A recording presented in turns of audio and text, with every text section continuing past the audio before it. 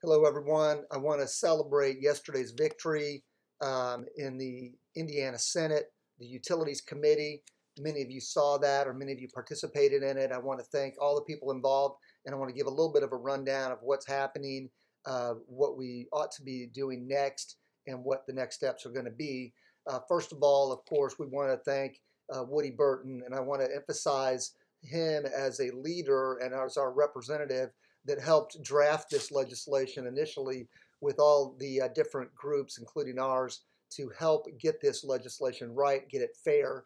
He's been working behind the scenes so tirelessly. What you see in public in the committee hearing or even on the floor votes is just, it's a second compared to the hours and days and weeks that are spent behind the scenes working with all the different groups and making sure everybody understands what this legislation is about, why it's important, why it's needed, why it's affecting so many people around the state, and how important it is. So Woody's doing a fantastic job. I want to give a kudos to Tim Hawkins, also of our office, who made the presentation yesterday. He did a great job and has been working closely with Woody and his staff to make sure that we are right on top of everything and know what's happening. He was instrumental in making sure that we knew we needed to be there yesterday, right? So when the call to action came out on Wednesday, on literally less than 24 hours notice, that's through Woody's office and working with Tim. So great job, Tim. Thank you for your work in the Government Affairs Division here at the law firm. Um, I do can't I really just can't even emphasize enough the importance of everybody who showed up yesterday. If you were at this hearing, you saw it was packed, right? It was a packed hearing room, which is unusual. I mean, this stuff is normally boring as watching a third coat of paint dry, right? It's terrible. It's non-consequential oftentimes. But when this committee met yesterday, the room was packed. There were tons of witnesses. They saved our legislation for the very end because they knew it was going to be contentious and they knew how many people were going to want to speak.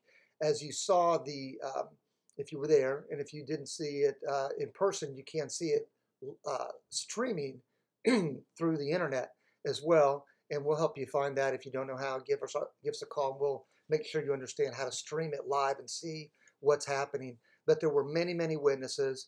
The hearing itself took about an hour and a half to hour and 45. That's very unusual. Normally these are 10, 15 minutes at the most. One or two people get up and either voice opposition or support. Very little questioning. We had tons of questions, tons of opposition from very, very powerful interest groups, the utilities committee or utilities groups around the state, local utility groups, local towns and cities were all opposing this because they know that it's wrong for them to stick investors with the bill for the utilities, and they're fighting tooth and nail because they don't want to have to operate their businesses in a normal, prudent manner. Getting correct deposits and making sure that people are paying on time and cutting them off if they're not. They want to just be lackadaisical and pass it on to investors, and it's totally inappropriate. I think the committee saw that and voted for us, of course, at the end of the day. So there was major, very powerful lobbying groups against us, and it was very impressive to see the support side of that and how their questions were answered. The committee ultimately saw things our way. They voted 8-2 with one person excusing themselves. So that's a nice solid vote there to move it forward to the full Senate. We've got bipartisan support. I want to emphasize that. It's not just a Republican issue. It's both sides, Republican and Democrat, support for the bill as co-sponsors. And it was that way in the House. It's now that way in the Senate. And it'll be that way, I think, going forward when we see the final vote tally here in a few weeks when the Senate votes on it. But mostly I want to say thank you because your voice was heard. This is the first time in history that in the state of Indiana there has been a voice for real estate investors, right? Not just realtors or not just builders, whatever, but actually investors having their own voice to be heard in our legislature. And it's unique all over the country. The investors don't have a voice. This is a big problem. So united, we have tremendous effectiveness, tremendous power to have our side of the story told, because we pay tons of taxes, right? Investors pay massive amount of property taxes that support every level of government, every level of society, roads, education, police, fire, all of it is from property taxes, right?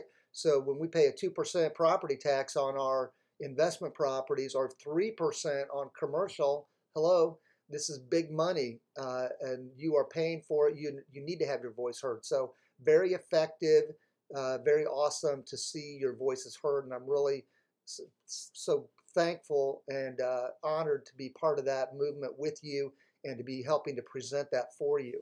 So next thing that's coming up is that there's probably going to be some kind of little amendment to the bill. We feel it's inconsequential at this point to what we're trying to get done, and it won't really affect the substance of who pays for utilities.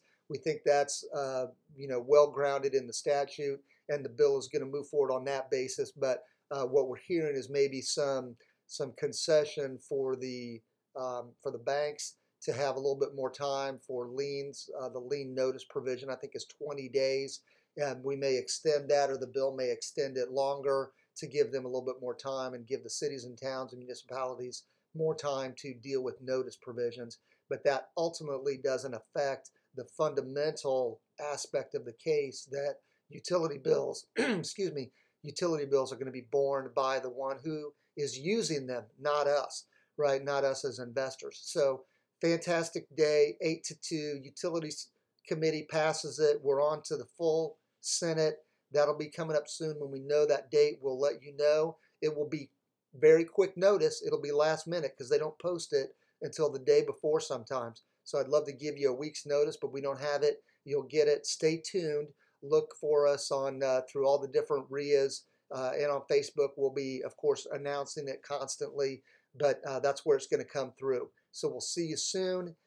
Thank you again for your support. If you made it down, I can't thank you enough from the bottom of my heart. It really just means so much because we can do a better job for you when you can do just the part of a live body in the room. Means a lot. Yeah, a live body means a lot because everybody else in there is a professional paid person saying, hey, this is what my group thinks or whatever. But when a live person, a constituent, an investor, a taxpayer walks into that committee room, it's like dynamite going off. And your presence is so powerful and so impactful to the committee to have to answer to you. And I just love it. I thank you, and we'll be moving forward on the next step. Thank you.